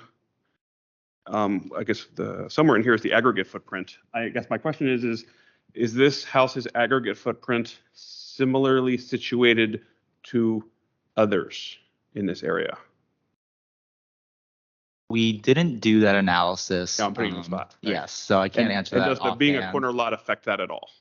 That's where I was trying to go here. Corner lots, I would say, would affect the design possibilities, which could affect the I get that. size and height. Yeah. I get that. We did feel that, with the district the district lot coverage cap being 56% for a two-family dwelling, that this was well under that percentage, and therefore the size may be compatible, because theoretically anyone in this area could go up to that by right. And many people, have perhaps have intentions of doing that. We don't know yet, but yeah, it's not unusual to see proposals for expansions of semi-detached dwellings. So as I think my colleagues all know that, this has been an issue that comes before this board pretty regularly, at least once a month, if not more than once a month for at least the last couple of months, if not the better part of this year. And in our criteria, I think I meet everything. I'm having trouble, as Ms. Malice was getting at, with the third condition. The condition or situation of this property is not so general or reoccurring as to make reasonably practical to formulate a regulation which can be adopted as an amendment to the ordinance. Right. And so the problem is that I have getting to yes on this case is, we're seeing if we want to make a variance for all of these non-conforming houses to go above the 50% cap, then this board is making a zoning change. And that's not my position is that that's not this board's role for zoning. Right. We're supposed to give one-off, as Ms. Malice stated, we're supposed to give one-off relief, not blanket approval to these cases, which I fully, personally, I fully support, but in my role here, I have trouble getting past that criteria. My sense among the board is that we are probably going to deadlock tonight 2-2 if we were to vote on this. Therefore, as I'm going to exercise my prerogative as chair and make a motion for a deferral to next month's meeting, where we will have a full slate and we won't deadlock. If my colleagues are tending towards a denial, then that might not be the case. But I have a feeling that, knowing past history, we're going to Support. I would also support it. Mr. Bowen, what's the date of the next meeting? I believe the next hearing is July 12th. Let me just July check that 12th. quickly. Right. So my Yes. motion, and I hope that meets with the applicants, at least maybe not approval, but better than any alternative, to put this off till the next meeting when we have a full slate of BZA members. Yep, that's fine. Live to fight another day. Thank you. So I would make a motion to defer this to the July 12th BZA hearing date. On a motion made by the chair and seconded by Ms. Freshman. And is there any further discussion? I will call the roll. Ms. Malice. Aye. Ms. Freshman. Ms. Clark. Aye. Chair votes aye. Motion to defer passes 4-0. Sorry. Thank you. Mr. Bowen. Case number 8. Yes, Mr. Kaplan. The next case on the agenda is case number V-11847-23-VA-1. This is a variance request by Roshne Green, the owner, to permit a structural alteration to an existing nonconforming multiple family residential building regarding an interior renovation in the RA 1426 zoning district on the premises known as 2973 South Columbus Street within Arlington. Staff recommends that the board adopt the attached proposed resolution approving the variance request with conditions. Please note that we do have supplemental material for this case that came in after the application packets were assembled and printed, and this is a BZA comment form in support of the project from a neighbor. Thank you, Mr. Bowen. Any questions for staff? The applicant with us. Step on up, please. Ms. Green.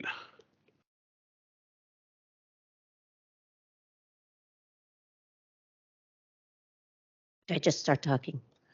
I'm sorry? I said, do I just start talking? Please. Yes, go ahead. I am Roshne Green. I'm the owner of 2973 South Columbus Street. I bought the property with the plan to open up and renovate the kitchen, and then discovered that it was a non-conforming building and I had to appear here before the Board of Zoning Appeals. It's a totally interior renovation. It doesn't even affect any of the shared walls, doesn't affect any of the spaces. I have approval, from my neighbors, and also I don't know if you received this, but the Arlington Village Board of Directors also sent a letter approving this on June 7th. Thank you. Are there any questions of this applicant? Discussion with the board. Ms. I have a question Ms. Malice. for staff. I just want to recap, because I'm, this is a difficult decision, and we've been through it before. This property was built, Arlington was built in 1942. So 1940, I believe, is the date. 1940. Yes. Okay. Zoning amendment, zoning ordinance 1950. Between 1950 and a few months ago, were all of these changes approved by right? There were certainly, I believe, fewer variances submitted to BZA. As you might remember, they were less frequent in the past, but there was not zero. We did have some plats showing, existing nonconformity. So occasionally there would be a Fairlington project in the past. But yeah, there's definitely been far more since we received access to new plats in recent months. So it's basically a decision by the county to require applicants now to come to BZA. I wouldn't necessarily say a decision by the county. It's just we now have access to information that makes us able to better assess existing regulations that were on the books Yeah. for a long time. So would this interior renovation have required Yes. done by right? Would that have been done by sorry. right? Miss, Sorry. I'm familiar with several of them Go ahead. that I've been in and that are ongoing now. And the contractors pull a permit and they do it. Yeah, there's just something very wrong here, that something that was done by right now suddenly requires this process that the applicants go through. And the worst part for me is that the statute that we have before us says we can't approve them because it doesn't meet the criteria. I don't think that the BZA created this problem. we're just stuck with it. We're just stuck with it. And I just have a question of why, if we have another non-conforming dwelling, maybe was built too close to the street or too large a footprint or whatever. I mean, my understanding is that you can still redo the kitchen. Yeah. It's not structural. This is structural. What? Right. I believe it's that the material Yeah, provided by staff says there's that, a load-bearing wall that I would like to remove. But right, so- even in a single family home, Right. taking out a That's right. load-bearing wall That's right. isn't a zoning issue. that's right. It's certainly- Yeah, the Zoning the issue. regulations that's triggering this is that, and it's not a particularly common feature, which is, one of the arguments that zoning division staff puts forward is that it applies to multiple family residential projects with multiple buildings, which is really probably most commonly seen as like garden style apartments. They're not super common around Arlington. I don't know if you guys noticed the note in these month staff reports that we are working with the planning division to get data on the prevalence of multiple family buildings with multiple family residential buildings with multiple buildings that were developed by right, because the projects that were developed under use permit or projects that were developed under site plan can seek exceptions other ways. When it's done by right, a variance is the way to rectify any non-conforming features. So we don't believe it's super common. We don't have that data yet. I'm hoping we'll have it by next month. I actually have a meeting scheduled to discuss this with our colleagues in the planning division. So hopefully we'll have some better data for you next month on the prevalence of the land type What's and the the use type. scope of the discussion? Just interior renovations, or is the whole issue? We were looking to work with people in the planning division staff who are familiar with data about the number of multiple family dwelling units in Arlington and whether those are by right, whether they're under use permit or whether they're under site plan, as well as putting buffers around certain features such as the yards between buildings and the connections to the street. So, but this is just data analysis. There's no solution being proposed at this time. Well, The hope is that we can say that, perhaps, I don't know what the number will be, but we might say that only like 10%, 5% of the multiple family units in the county are subject to this. In and therefore order to not give us- particularly common. In order to give us data so that we can draw the conclusion that this is not so common and reoccurring. It's all of Fairlington, and it looks like now Arlington Village. Yes. That's Yeah, great. it could That's be. not- We don't know the results Could yet, come the but other way, right? It of the county's land area, and then we don't know what the data will say, but the hope is that we can put forth arguments that might be compelling to you, understanding that you are seeing more of these requests month to month, and the arguments that the requests are not particularly common is not really holding value with the BZA anymore. So just my 2 cents. What I want to see is not that we're justified in approving these. I want to see zoning language change so these applicants know where they're going, right? That they don't have to come to us. And save the time, expense, and hassle of having to do this. Right. It's not helping us justify it is secondary. The applicants don't care. The applicants want to know what, that do they have to pay the money and take the time and do the whole process? And Yeah, I I'd like to believe see that Other eliminated. discussions are underway. Guy Land, who is the president of the Fairlington Citizens Association, has reached out. We would like to meet with county staff. I don't know what the end goal will be there. That's another forthcoming meeting. I know the BZA has submitted a letter to the county board requesting, that they potentially look at this issue. So other solutions are underway. But in the interim, hopefully the data will give you perhaps a way to approve variances until an ordinance. But that's my amendment. frustration is that a zoning ordinance amendment can be done in 3 months. That, Unfortunately, we don't control it in zoning. no, you don't, Yeah. but the county does. A zoning amendment, from the time it's written, the text amendment is written, it goes to the planning commission, it gets advertised, and then it gets acted on. So that's not a multi-year process if the county has a will. And I'm not saying you, as if the county has a will to analyze the situation and correct it. That's what would like to see. And perhaps county staff would like to join the BZA's letter highlighting these issues for the county board. We will certainly pass it along to them as it's written. I think it's important to recognize that we're trying to cure a defect that is through no fault of the people who live there, even the people who built the place originally, because the zoning ordinance came in after. And I think, it's illustrative that the last 3 or 4 agendas have had at least one Fairlington. Tonight we have 2 Fairlingtons out of 10. And a third of a different area. That is nuts. Right. That is just ridiculous. It's a waste of our time. It's a waste of staff's time. And certainly it's an extra burden for the residents. I mean, as everyone It needs to be fixed. As everyone here knows, I think it's a waste of our time, and I think that these should not be approved by this board, but should not even be here, right? That's and right. I think it's an abuse of our power to approve these. But it is what it is.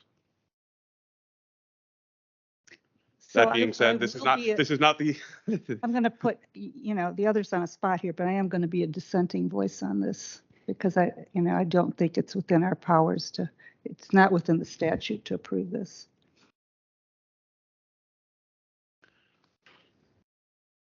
Any other questions or comments before I give my comment? I'm ready to go. It's up to you, Mr. Chairman. I know, If so this is another split. So I am, okay, so I'm sure you heard my discussion from the last case. However, in these cases, because of the county's learned paragraph about seeking additional guidance, I am going to rest my hat on that and say that, until next month when we're making the determination, or I'm sorry, I phrased that wrong. Until next month when the county gives us more data to better inform our determination on the third prong of this test, I would be willing to support this, even though I did not support a very similar one, I believe, last month. But because we are being told that there is data incoming that may or may not support this application, I'm going to let this applicant have the benefit of that doubt. And I think that is, for at least me, that gets me past my concern on the general or reoccurring. Motion, Ms. Freshman. I move Board of Zoning Appeals adopt the attached proposed resolution approving variance V-11847-23-VA1, subject to the conditions listed. I'll second. A motion made by Ms. Freshman and seconded by Ms. Clark for approval as advertised. Is there any further discussion? Hearing none, I will call the roll. Ms. Malice? No. Ms. Freshman? Aye. Ms. Clark? Aye. Chair votes aye. The motion to approve as advertised on this application passes 3-1. Thank you very Congratulations much. and good luck.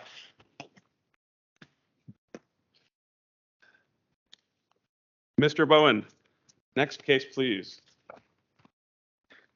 Yes, Mr. Kaplan. I was looking to see if the next one was in Fairlington. It's the other area. It is not. And Yes. The next case on the agenda is case number V-11848-23-VA-1. This is a variance request by Hamid Kamvar on behalf of Rachel Kamvar, the owner, to permit a structural alteration to an existing nonconforming multiple family residential building regarding after the fact approval of a deck replacement in the RA 1426 zoning district on the premises known as 1303 South Barton Street within the Columbia Heights Civic Association. Staff recommends that the board adopt the attached proposed resolution granting the variance request with conditions. I will also note that we do not have speakers who've signed up for this case, nor do we have supplemental materials. Thank you, Mr. Bowen. Questions for Steph? Before Mr. Chairman. Ms. Malice, please. So is getting something like this from Arlington Village new? And what's the circumstances? Why is this coming to us? Did we just get a plat? In this case, I'm not familiar with other, during my tenure as BZA coordinator, I'm not familiar with other projects being sought in Arlington Village. This one came to us based similar circumstances as Fairlington. So, it's a multiple family residential district with multiple family residential dwellings in multiple garden style buildings. So this is the first one I've seen here. It might not be the last, but as of my tenure as BZA coordinator, I have not seen another in Arlington Village. So someone in plan review flagged this as a zoning issue, right? I mean, that's how it gets to be. As an after the fact, yeah, it must have been shown as a, I don't actually know if it came to us as a complaint or if it came to us flagged on a plat from zoning plan review. So I'm not equipped to answer that question. But to your knowledge, has this sort of thing been passed by right in the past? I don't know. I mean, it may not be critical to how I vote on this, but again, it seems like there's been a change in, because I'm pretty sure in 10 years, I mean, I don't know, and you haven't, it wasn't part of your routine to research that question, but it seems like something's changed here because it's very similar to what happened in Fairlington. And so is it, again, a decision within the county that, oops, we should have been treating these differently than we have in the past? Or is it just that it rarely happens? Is that something that, again, you can't do anything about it now. Is that something that you can look into just so that we know if we're headed down a similar path? For Arlington Village specifically, I can certainly reach out and see if we have other projects that are being reviewed in Arlington Village that are being flagged. Thank you. Mr. Bundy, I think you said you didn't know, but I'll make the question clear. Is this another one of these not permitted fixes, and now we're doing it? It went back because someone complained, or code compliance became aware of this issue? Perhaps the applicant can give some background there. I believe this was a situation where they had received approval for the project from their condo board and figured that was all they needed and didn't realize the variance was necessary. Right, because otherwise, I was assuming if this had gone through the normal process, you would have caught this on the front end. So I'm kind of inferring that this was not permitted at the beginning. Because otherwise it wouldn't be an after the fact approval. Yes. Or it would be a county mistake, possible. Which we've seen before, right? Yeah. Certainly possible. Okay, applicant, thank you. Thank you for waiting till the end here. Although, no, we have one more case. You are not the last case. I actually could answer some of the questions you had, ma'am. Thank you for being here. We went to the Condo Association right before we do anything, and we request them because these homes were built, as you know, late in 40s and all that. And I don't know, the deck, actually, it was unsafe. As my daughter bought this house last year and we paint the house and everything, but the deck, we requested to be the wood board, everything was rotten. There were rats and mouse had homes underneath the deck. The older folks who lived there didn't take care of anything. And unfortunately, they passed away with the COVID and everything. Mm. So we asked the management that we're going to need to replace it. They gave us a chart. They say exact color that we could use, what kind of wood we have to use and all that. No problem. They say they do everything.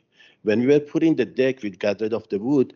The two columns that hold the staircase that is only 20 inches from the ground. So it's really nothing. But they just came off the thing. It was just rotten. The rats must have chewed on it. So we notified, they says, fine, no problem, do that. Then somehow we took the old wood out and we had to put new column to put the railing. We put that, then they came out, they say, we need to get a permit. And I said, well, how can we need to get a permit for something that's already existing? The deck was there and you have the pictures, it was there. They said, well, you need to get a permit. The case that, no, I don't want to criticize anybody, but it seems like because we had a lot of rat issue and my daughter was on the management case to take care of this thing, it was a case of somebody was trying to get even with us or something, they got upset or something, then they came out and my daughter, she's very vocal because she worked with some of the parties in Washington and all that part of the politics. So she walks her dog and she has picture of so many other decks after us being rebuilt, some new decks. Some of the people actually have things that they shouldn't be there. I don't know how they managed to plant it there, but somehow we were picked by the management for whatever reason. So after that, that's where we are today. I came to the county, requested a permit, and it went on, and we are here because they couldn't understand why we are here to begin with. And the county, I learned so much in last year, they have changed the zoning from residential to commercial about 4 or 5 years ago. So they consider this a commercial deck now, and they telling me, well, this is not a commercial deck. How can I do it? Because it's a residential. A commercial deck has a pool. I used to run a restaurant. It has a whole different requirement because there's multiple people, they're going to be on it. This deck is for her dog and herself. The size of the deck is maybe the size of one of these tables. You barely can even put a love seat in there. So that's why they say to go. So we went through the process. We are here today to see really the deck is already done. Everything is there and everything. And I had a couple of notes to make it on this on behalf of my daughter is we actually went to the neighborhood, the neighbors on either side. One of the gentlemen on one side, he actually said, oh my God, so you're going to get rid of those rats? I said, we're going to try our best. And he full support on him, and he's on the board of director of the condo association. Sorry. The ladies, there are 2 ladies that they live on the other side. These are like a horseshoe and are in a backyard, beautiful courtyard with trees and all that. When we told them what we are doing, I requested, do you have any problem? They gave us full support. They actually volunteered. They wanted to come here today on our support to speak. I said, no, wait, I don't know what the circumstance. I don't want too many people to come in and all that. So we have full support from everybody because everyone is, it looks beautiful. And then they start asking us, who was your contractor, which we didn't have a contract. I might did it myself with someone I know, and we went through the whole thing. So the deck is much safer than it was before. There is no more rodent. The whole area, we actually enhanced the area, looks much more beautiful and everything. So. Thank you. Mr. Bowen, I'm going to vote however I'm going to vote on this, but I sure would like to understand another thing that he said that something in the zoning changed in the last 5 years from residential to commercial. Is that? Insofar as I know, the zoning district has been RA 1426 for quite a while, decades. I'm not sure if there was perhaps a code or a change to like maybe the building code, like and how the deck was treated. But as zoning wise, I don't believe there's been any changes affecting the. Columbia Pike didn't really change the Arlington Village zoning per se. But anyway, we can figure out what's going on with Arlington Village. You can research that, and I'm not going to hold things up, trying to understand that now.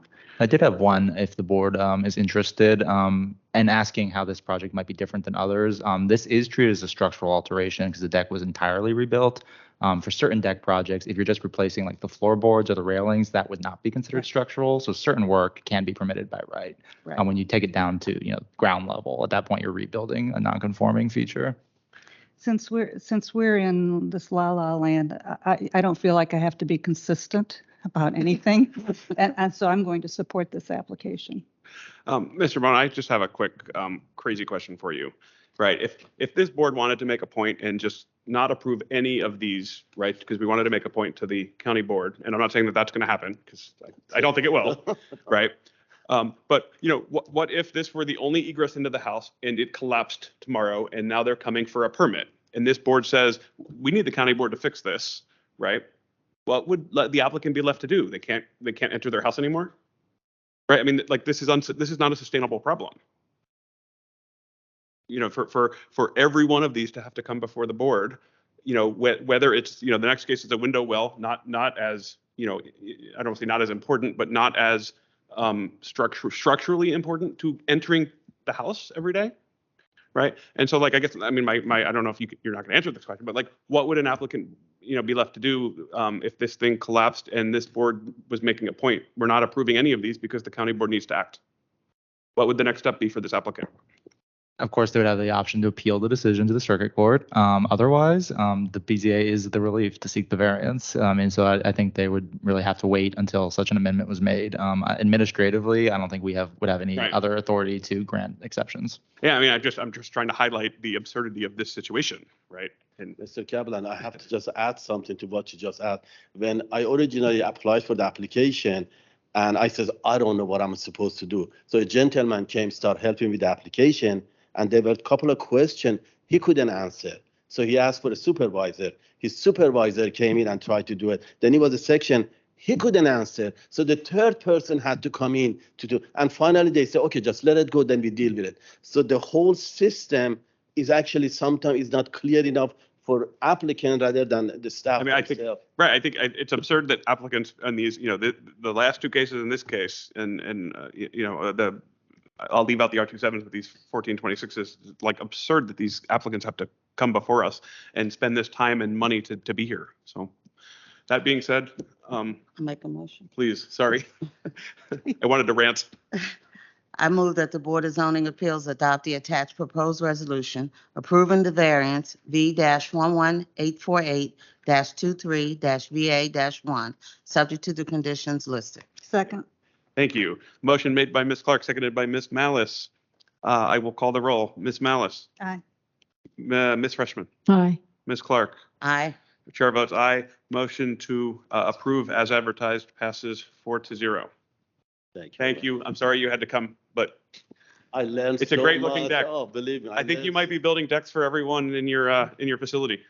I hate to build a mega mansion. Then there will be.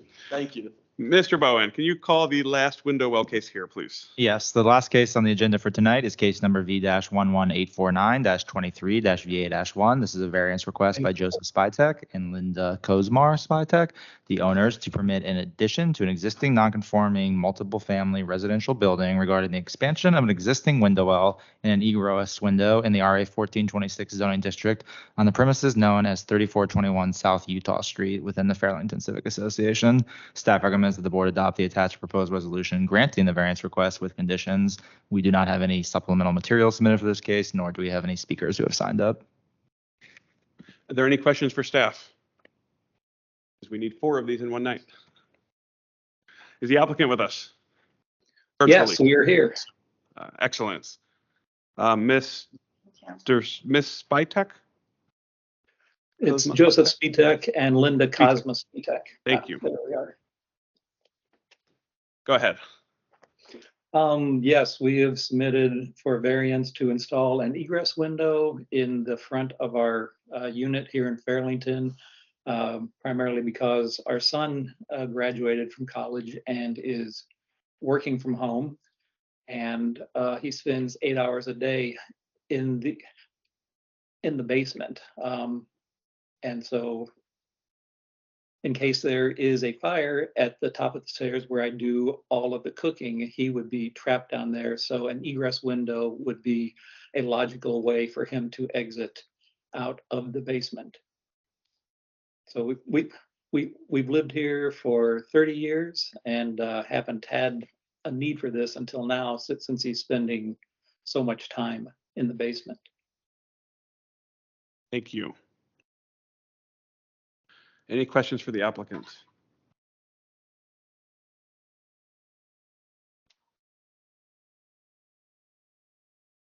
My position is the same as the one, not the one before this, but the last one where I am going to rest my hat on the staff conducting additional research. And so I would support moving this forward, but again, with the caveat that that my position will not be doing that indefinitely.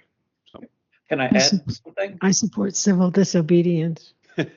I'll get to the point where maybe we just don't show up.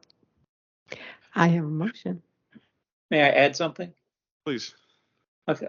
Yes, I'm on the board here in Fairlington Meadows, and I've written an article that is going to go into our newsletter informing the population here in the Meadows of the situation and asking people to contact the board. And I went to a meeting over in Fairlington Villages last night where they were talking about egress windows. And one of the board members of the Fairlington Citizen Association, FCA, said that they are working to get the language, get the proper language and the process to give it to the board to say we need relief from this, from having to do all these BZA actions. Excellent. Good.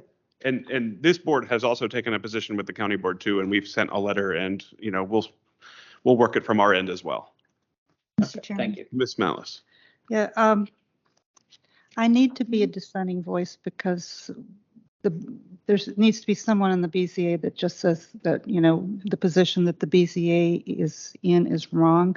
I'm gathering that your application will be approved tonight, but there needs to be a whole lot of clarification on how these kinds of changes are supposed to proceed in the future. Personally, I think it's outrageous that this was so abrupt. Kind of overnight, things that were by right are now required to come to BZA. And it just doesn't seem that that's the Arlington way. Thank you, Ms. Malice. Motion? Motion, Ms. Frischman. I move Board of Zoning Appeals adopt the attached proposed resolution approving variance V-11849-23-VA1, subject to the conditions listed. I'll second. A motion made by Ms. Frischman, seconded by Ms. Clark for approval as advertised. Is there any further discussion? Hearing none, I will call the roll. Ms. Malice. No. Ms. Frischman. Aye. Ms. Clark. Aye. Chair votes aye. Motion as advertised passes 3-1. Good luck. Thank you.